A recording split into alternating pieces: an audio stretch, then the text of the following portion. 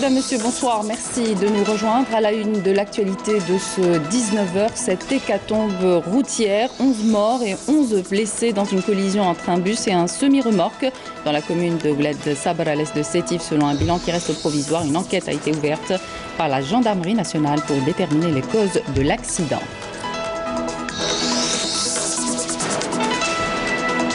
Depuis le 1er juin, 920 incendies ont été enregistrés par les services de la protection civile, un pic de 50 incendies durant ces dernières 24 heures. Plusieurs sont actuellement en cours.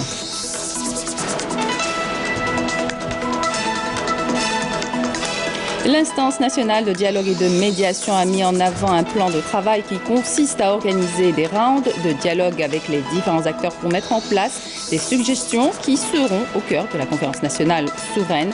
Les détails dans ce journal.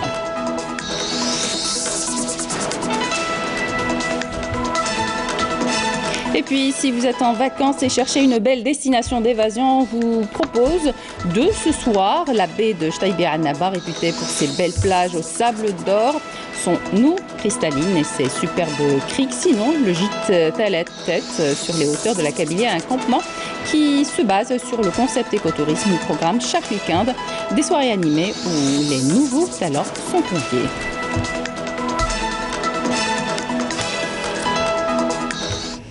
Bienvenue à tous. On entame cette édition malheureusement avec cette hécatombe routière. 11 morts et 11 blessés dans une collision entre un bus et un semi-remorque dans la commune de Ouled Sabr à l'est de Sétif selon un bilan qui reste provisoire. Cet accident mortel s'est produit ce matin à 11h20. Le bus de transport de voyageurs de taille moyenne assurait la ligne Stif Shelrom Lhaïda Mila.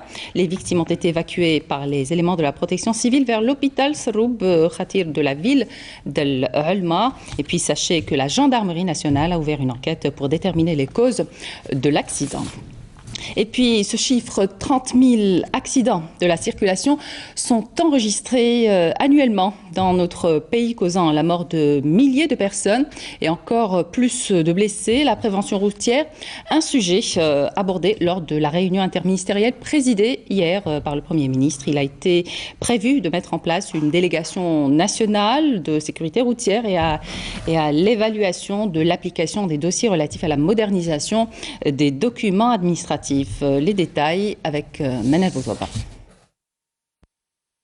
Les ministres de l'Intérieur, des Finances, de la Communication, des Travaux publics et des Transports et de la Santé, ainsi que le commandant de la Gendarmerie nationale et le directeur général de la Sûreté nationale ont pris part à ce conseil interministériel, marqué notamment par la présentation d'un exposé exhaustif par le ministre de l'Intérieur autour des différents volets relatifs à l'amélioration des dispositifs de sécurité routière. Sur le plan juridique, il a été procédé à la finalisation des projets de décrets exécutifs inhérents à la délégation nationale de sécurité routière, au Conseil consultatif intersectoriel de prévention et de sécurité routière, au permis de conduire biométrique électronique et au système de permis à points et à l'immatriculation électronique de véhicules.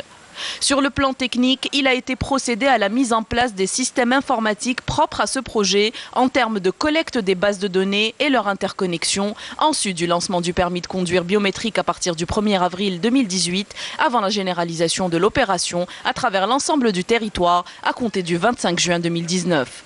Pas moins de 100 000 permis de conduire biométriques électroniques ont été délivrés à ce jour. Le Premier ministre a souligné que ce projet intégré vise la protection des vies humaines déplorées chaque année en raison du nombre important d'accidents de la route, estimé à 30 000 accidents par an au niveau national, appelant tous les secteurs à l'utilisation des dernières technologies à cet effet, l'accélération de la concrétisation de la deuxième phase de ce projet et sa mise en service progressivement selon un calendrier. Pour ce faire, Nordin Bedoui a décidé la mise en place d'un mécanisme spécial pour superviser l'entrée en service de ce projet, regroupant tous les intervenants, dont le commandement de la Gendarmerie nationale et la Direction générale de la Sûreté nationale.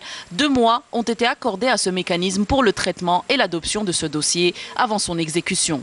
Bedoui a chargé également le ministre de l'Intérieur de présenter les 2 projets de décret exécutif relatifs à la délégation nationale de sécurité routière et au Conseil consultatif intersectoriel de la prévention et de la sécurité routière lors de la réunion du gouvernement prévue dans 15 jours.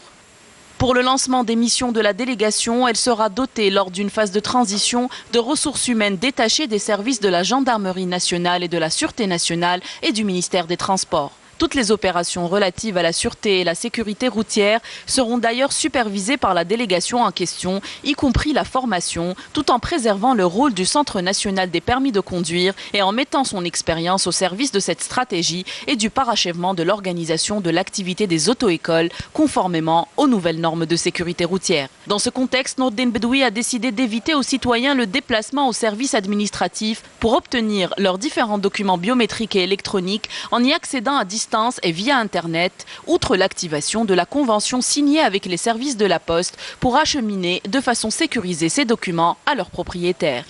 Le ministre de l'Intérieur a été chargé d'accélérer l'exploitation optimale des solutions et services de la carte nationale d'identité biométrique et électronique à travers l'introduction de différentes applications informatiques dans tous les domaines au regard du nombre important des titulaires de ces cartes, estimé à 15,6 millions de citoyens.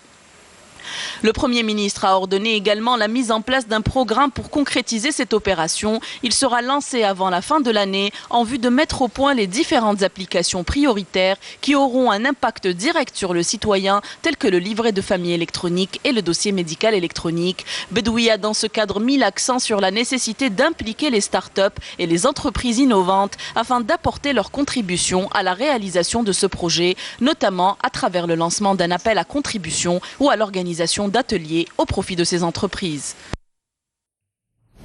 Plusieurs départs de feu durant ces derniers jours. L'opération d'extinction du feu qui s'est déclarée hier aux environs de 14h30 dans la forêt de Baïnem, toujours en cours. Les sapeurs-pompiers à pied d'œuvre, un important dispositif de moyens humains et matériels ont été mobilisés par les services de la protection civile afin de maîtriser l'incendie.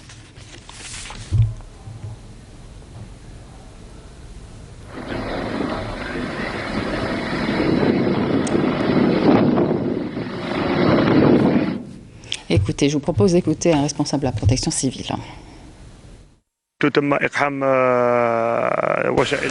Les pompiers sont à pied d'œuvre pour éteindre le feu déclaré samedi après-midi dans la forêt de Baïnem en mobilisant l'important dispositif de moyens et humains. Je citerai 18 camions, 5 véhicules légers ainsi que 2 hélicoptères du groupe aérien de la Direction générale de la protection civile qui ont effectué 7 vols pour circonscrire les 5 foyers de feu. Des centaines d'hectares de couverts végétaux sont partis en fumée ces derniers jours. Les feux de forêt ont touché plusieurs régions du pays. La faune et la flore sont les premières victimes. Un véritable désastre écologique. La hausse des températures a exacerbé la situation. On fait le point avec Nissine Ben Saïdi. Au cœur des flammes, ces agents luttent au quotidien contre les incendies qui ont ravagé le capital forestier depuis le mois de juin. La direction de la protection civile fait état d'une superficie de plus de 4700 hectares de végétation ravagée par les feux au niveau national et ce depuis le début de la saison chaude. Un bilan lourd appelé à la hausse et qui représente selon la direction de la protection civile le triple par rapport à celui de 2018. La wilaya de Tissemsilt vient en tête avec la destruction de 1126 hectares, dont des milliers d'hectares de palmiers, d'arbres fruitiers et même d'orge et de blé ravagés par les flammes. Le massif forestier de la wilaya de Tizi Ouzou n'est pas en reste. La région a enregistré une centaine de départs de feu depuis la semaine dernière. 130 hectares de couverture végétale, broussailles et maquis sont partis en fumée. 1500 arbres fruitiers, notamment des oliviers, ont été aussi détruits. Même constat à Alger, Blida, Bouira, Annaba, Constantine et Béjaïa, où plusieurs départs de feu ont été signalés et plusieurs hectares partis en fumée. Des moyens humains et matériels colossaux ont été mis en place par la protection civile et la conservation des forêts pour lutter contre ce phénomène, à savoir brigades mobiles, camions à citernes, véhicules tout-terrain, engins de différents poids relevant de la protection civile et hélicoptères bombardiers d'eau.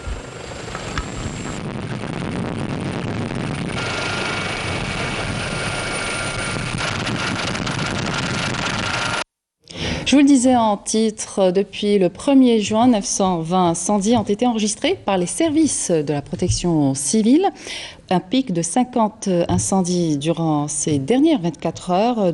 Plusieurs sont actuellement en cours entre Bjaïa, El Milia, Chlef et Tipaza. Je vous propose d'écouter Nassim Bernaoui, capitaine de la protection civile. Il était l'invité du journal de midi. Actuellement, il y a une accalmie depuis les dernières 24 heures où on a eu le pic jusqu'à 50 incendies durant les dernières 24 heures. Actuellement, il reste 12 incendies en cours au niveau de la wilaya de Béjaïa, Médéa, Chlef et Tipaza. Ces incendies sont actuellement en cours d'extinction par les colonnes mobiles qui sont, c'est le moyen terrestre qui intervient actuellement. Donc, par rapport à hier où on a eu le pic de 50 incendies durant les dernières 24 heures, c'est vrai que c'était les wilayas de l'Est, le centre ainsi que quelques wilayas de l'Ouest. À Tipaza, il avait le pic avec 7 incendies, suivis par Béjaïa, Médéa et Chlef. Mais beaucoup plus, c'est des incendies de maquis, d'herbes sèches, par la suite c'est des incendies de forêt, où pratiquement la première estimation elle est de pratiquement 350 hectares détruites et léchés par les flammes, entre les maquis et les forêts. Certes que cette année, c'est une année particulière aussi, pratiquement comme l'année 2017 où la vague de chaleur a commencé tôt. Pratiquement, c'était la mi-juin, des pics de chaleur très importantes qui a duré longtemps. C'est des journées, pratiquement on a eu des dizaines de jours où rarement où les chaleurs ont baissé. C'est le premier facteur. C'est le premier facteur et ça ne concerne pas uniquement l'Algérie, et ça concerne tout le bassin méditerranéen et toute la région qui est touchée par ce phénomène. La canicule et les incendies. La canicule, c'est le réchauffement. On se compare par exemple à nos voisins, ce qui se passe au Portugal, des grands incendies qui battent des jours et des jours. Exactement, les premières photos qui ont été mises et partagées sur les réseaux sociaux au départ, concernant la perte des animaux comme les singes, les lapins, etc. Ainsi que des grands incendies, ça date de l'année 2017 et c'est des images, certaines images ne sont pas de l'Algérie, d'autres images, ça date de l'année 2017. Il y a des vidéos et des images réelles qui ont été prises pendant l'extinction des incendies de forêt par les agents de la protection civile. L'instance nationale de dialogue et de médiation a mis en avant un plan de travail qui consiste à organiser des rounds de dialogue avec les différents acteurs pour mettre en place des suggestions qui seront au cœur de la conférence nationale souveraine. Plus de détails avec Amel Siridir. Mettre en place un plan de travail qui consiste à organiser des rounds de dialogue avec les différents acteurs. C'est la principale mission que s'assigne l'instance. Les différents acteurs devant être consultés présenteront des suggestions qui seront au cœur d'une conférence nationale souveraine pour aboutir à des décisions que les pouvoirs publics s'engagent à respecter. Après avoir mis en place un agenda, l'instance du dialogue se réunira avec des représentants de la société civile, des partis politiques, des personnalités nationales ainsi que des jeunes et des acteurs du Hirak de différentes wilayas. Il sera question de faire une proposition de feuille de route des suggestions des différentes parties et trouver un consensus. L'instance procédera pendant une conférence nationale souveraine à l'adoption des décisions que les pouvoirs publics doivent impérativement respecter. Participeront à la conférence nationale tous les acteurs qui ont pris part au dialogue pour un vote final afin d'adopter les propositions de sortie de crise. L'instance les soumettra ensuite à la présidence de la République pour leur concrétisation à travers des textes de loi et des mesures. Il est à rappeler que l'instance du dialogue national est non gouvernementale, autrement dit indépendante des pouvoirs publics, et se compose de personnalités indépendantes de l'État et ses institutions, ainsi que des membres du Hirak. L'instance s'élargit. Ses membres ont adopté à l'unanimité l'adhésion de Mohamed Yassine Bournifer, un jeune membre du Hirak. D'autres personnalités ont été conviées à participer au processus, en réponse à une volonté exprimée par le mouvement populaire dans son 23e vendredi. Et afin d'assurer la réussite du dialogue national, outre ces personnalités, l'instance se dit ouverte à toutes les personnalités nationales, y compris la communauté algérienne établie à l'étranger. Enfin, l'instance du dialogue national réitère son appel au pouvoir public quant à la nécessité de donner une réponse rapide concernant les mesures d'apaisement. Puis on revient sur ce sujet avec plus de détails avec vous, Amine Belhamri. Bonsoir, vous êtes journaliste au quotidien Chab. Alors aujourd'hui, et plus que jamais, le dialogue politique se dresse comme un impératif de sortie de crise. Dans quelle mesure le panel de personnalités peut amorcer le processus avec la donne que nous avons aujourd'hui? Bonsoir à vous, téléspectateurs de Canal Algérie, ici en Algérie et à notre diaspora installée à l'étranger. Je pense que ce panel de dialogue vient après que tous les Algériens ont la conviction que la seule issue possible de cette impasse qui vit l'Algérie est d'aller vers un dialogue politique inclusif qui permettra d'aller vers des élections présidentielles. Donc l'un des points qu'il faut rappeler, le panel n'est pas un organisme gouvernemental, il est totalement indépendant des pouvoirs publics, ce qui renforce sa crédibilité. Ce panel, le plus important, c'est que ce panel soit souverain dans ses décisions, souverain dans la sélection des partis avec lesquels doivent ces personnalités dialoguer pour essayer de trouver des solutions à cette crise politique en Algérie. Le plus important également que les autorités publiques n'interviennent dans cette démarche. Donc ce panel est totalement libre et indépendant pour lancer ce processus de dialogue. Donc, comme on a vu dans le reportage que nous avons suivi ce soir, le panel reste ouvert à la participation d'autres personnalités, notamment notre communauté établie à l'étranger. Faut-il s'attendre à une plus large adhésion?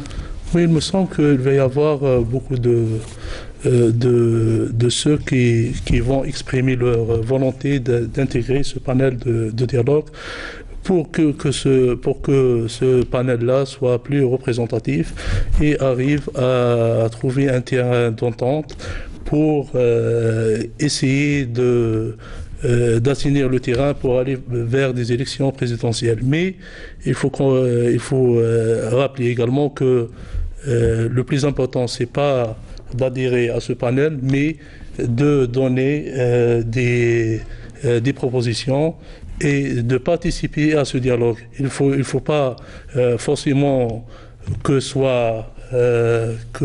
soit membre de ce panel pour participer à ce dialogue. Amine Belamri, merci. Je rappelle que vous êtes journaliste au quotidien Chab. Merci d'avoir été avec nous ce soir. Dans le reste de l'actualité, près de 100 familles résidant à la Casbah d'Alger dans des bâtisses menaçant ruines classées rouges ont été relogées dans de nouveaux appartements à Dergana dans le cadre de la 25e opération de relogement. Soumaya Zerouali. En application du calendrier de relogement inscrit dans le cadre de la 25e opération lancée par les services de la wilaya d'Alger visant l'élimination des habitations précaires, près de 100 familles résidant à la Casbah dans des bâtisses menaçant ruines ont été installées dans de nouveaux appartements à Dergana. Les familles relogées habitaient 21 bâtisses classées rouges situées dans le secteur sauvegardé de la Casbah. Nous habitons cette vieille bâtisse depuis très longtemps. Mon père y était aussi. Nous avons vraiment souffert, surtout lors de la saison des pluies. Pour ces familles qui viennent d'être relogées, c'est le rêve qui se réalise. Le rêve de pouvoir enfin dormir chez eux tranquillement, loin du danger. Nous habitions des maisons menaçant ruine. Nous pensions constamment au danger et nous vivions dans la peur. Ce n'est plus une vie. Personnellement, je n'ai jamais occupé une maison comme celle-ci.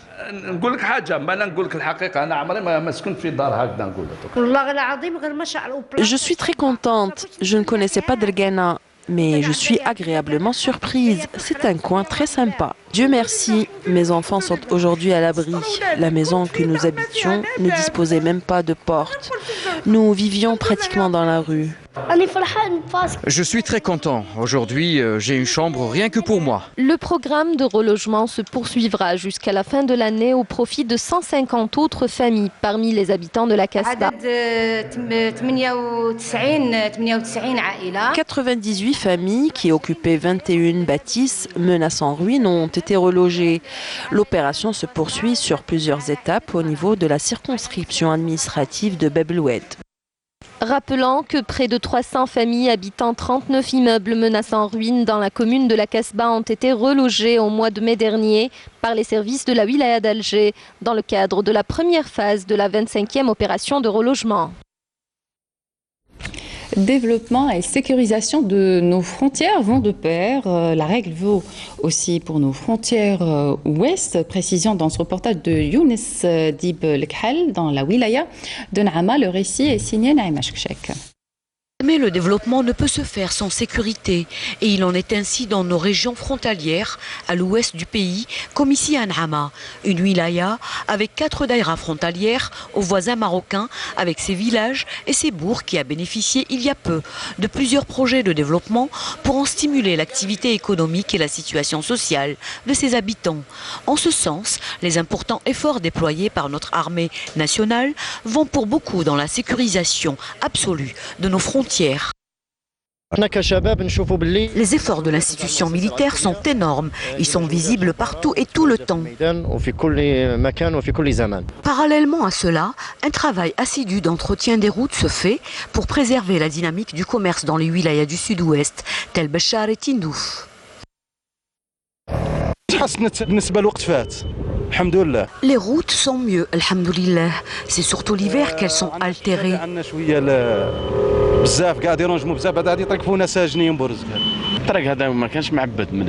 Cette route n'était pas bien goudronnée, mais maintenant ça va mieux. Nous manquons de certaines structures quand même.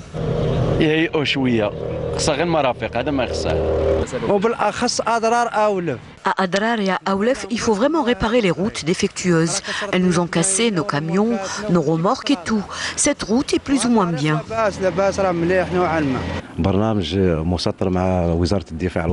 Avec le programme tracé avec le ministère de la Défense nationale, nous sommes en train d'ouvrir des voies et des passages communiquant avec les routes nationales et wilayales. Ceci pour faciliter les déplacements des forces de sécurité afin de contrôler et de sécuriser les frontières algériennes. Au plan sécuritaire, un détachement de l'armée nationale populaire en coordination avec des éléments de la gendarmerie nationale a saisi hier à Boussemroun, wilaya d'Al-Bayod, une grande quantité de cuivre traité s'élevant à 5 quintaux chargés à bord d'un véhicule tout-terrain. Par ailleurs, un détachement de l'ANP a saisi à Bojbaji Mourtal un véhicule tout-terrain et 10 sacs de mélange d'or brut et de pierre, tandis que des gardes-côtes ont saisi à Kolo, wilaya de Skikda, 11 bouteilles d'oxygène, 5 tenues de plongée ainsi que divers équipements de plongée sous-marine et de pêche illicite de corail.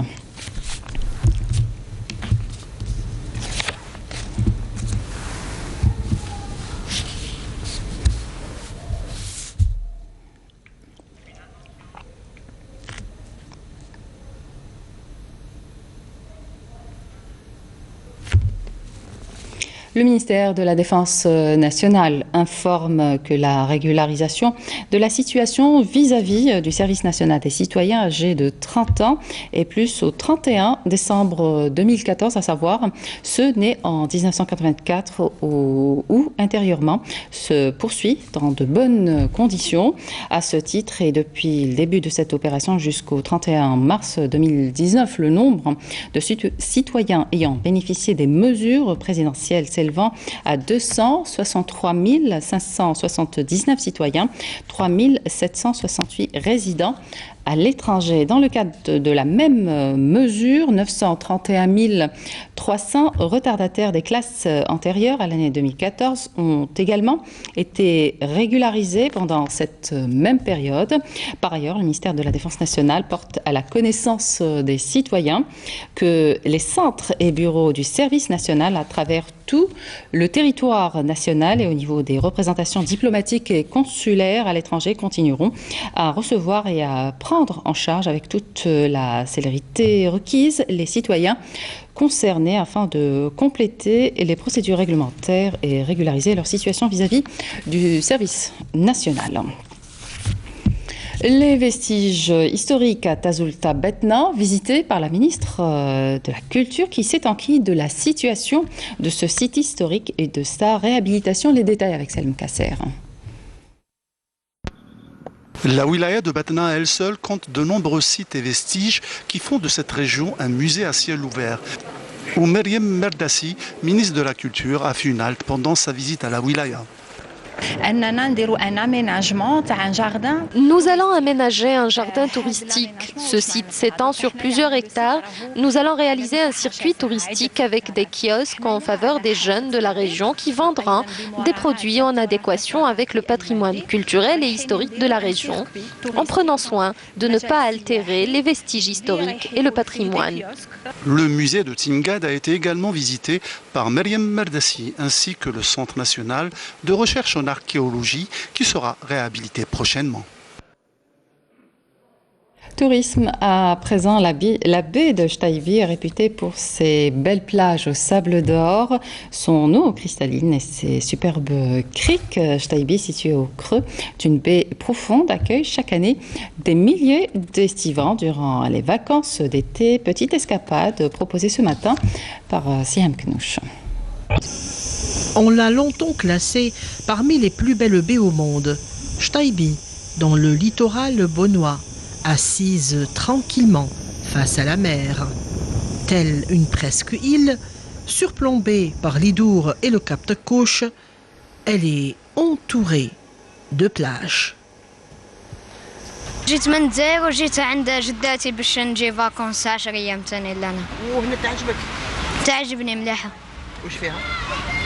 بحر نتبحر ناحيه لا روح سخان. وجدنا امورنا قلنا نديروا فيها نهار يكون باهي هنا. احنا جينا نتبحروا لهنا شطيبي. Ici, les estivants ont le choix.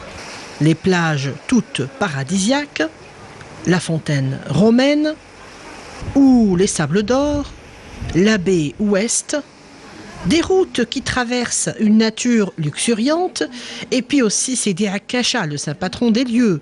Les autochtones sont persuadés que Sidi Akasha est le fils d'un certain Uqba ibn Nafi'. À Sidi Akasha, la nature est accueillante, les gens aussi.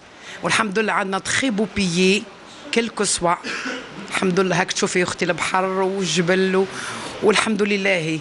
يجيو الناس de partout de la région. الحمد لله يعني عندي لي فامي تو لي فامي يعني من البلدان الكل عندهم كونفيونس فيا بولادهم ويجيو كاين اللي باتوا كاين اللي عقبوا لا جورني يخليوا لي فامي تاعهم الحمد لله tout le monde est content. Une mer turquoise, une nature paradisiaque, des sites naturels à découvrir, comme quoi, homme libre, toujours, tu chériras la mer.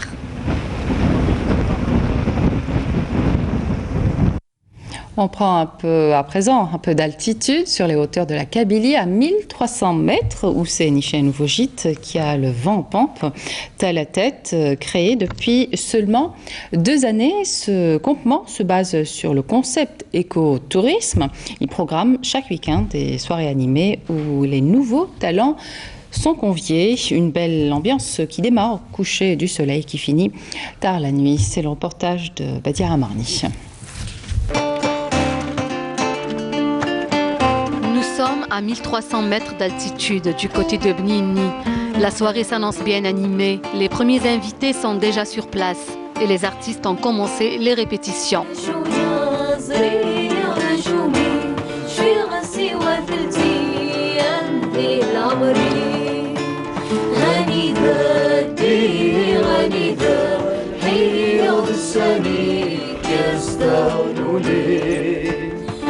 On est opérationnel depuis 1 année. On est beaucoup plus sur un concept touristique et d'écotourisme. Et puis là maintenant, donc là ce qui fait, donc on essaie de joindre l'art et la culture aussi, donc dans le gîte. Et puis on reçoit pratiquement les familles de toutes les régions. Puis là maintenant, donc on ouvre les portes aussi pour les artistes. Place au dîner pour recharger les batteries avant la grande soirée. Un dîner traditionnel attend les convives.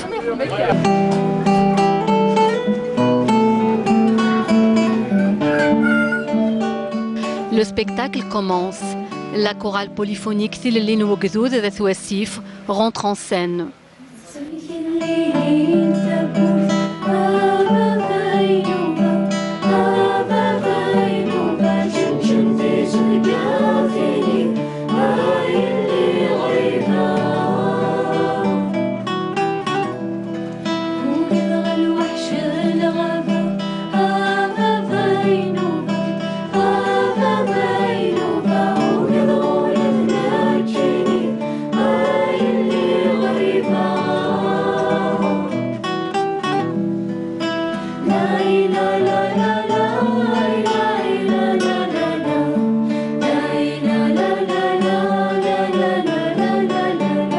بدأت السجين الجديد يوكني نانيمي شويه على صواري كين نخدم كين لومبيونس الور يعجبني الحاله طاس كاين ولد خمايكين قديم من ولد الحوايج كاع كل قديمين لنا ذاكي فوالا الور يسمي شتايا لي تراديسيون تقبايليت ذوين كلين يشدنا الورس بون يعجبها مليح ذاكي سي مليون فاميليال نسمي لي لي زارتيست كاع ذاكي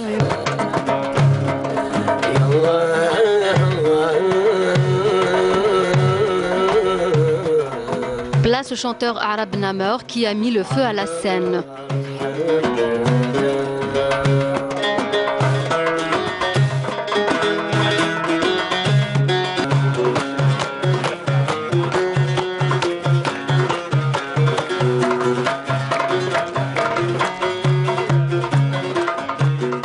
C'est la première fois qu'on vient à ce gîte situé sur les hauteurs de la Kabylie, un lieu magnifique.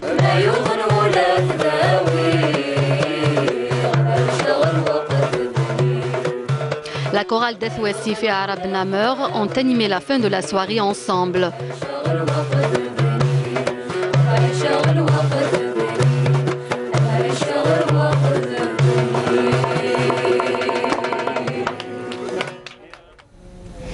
Voilà qui termine cette édition. Merci de votre attention. L'information continue sur les liens qui s'affichent sur votre petit écran. Demain à midi, retrouvez Fréa Lassari et je vous donne rendez-vous à 19h.